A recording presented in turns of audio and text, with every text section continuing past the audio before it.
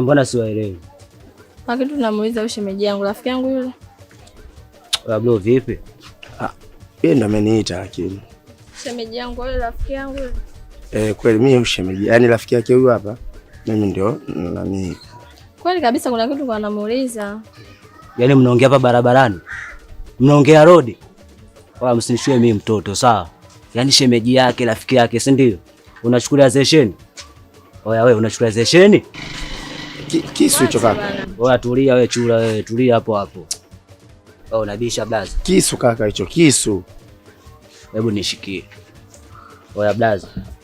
Yaani umesimama road hapo unasemana na mademu zote afu unajikuta ile kibonge, si ndio? Sawa kaka, demu na uhai wa mtu kaka, hicho kisu yaani bora ungekirudisha kiunoni, alafu tukaongea. Sio nikwambie kitu, yaani sisi sio matozi. Au unabisha? Hamna sibisha. Unabisha ni ukate shingo? Hamna sibisha. Wewe vipi wewe? Angalia siku nyingine mwanangu na kuelekeza, sawa? Yaani usina pira unajidundisha hivi, afu ukachukulia baridi. Haya pita huko. Wewe nakwambia pita huko. Sana mfanye. Usiniambie kama hivyo. Kweli. Wewe nini wewe?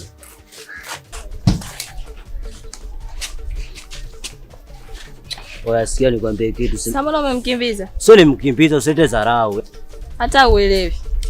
Tungeenda tungemtimbia kwake au tungeondoka na vitu. Hujanielekeza. Ungenielekeza kuanzia mwanzo sasa. Ungejiongeza mwenyewe.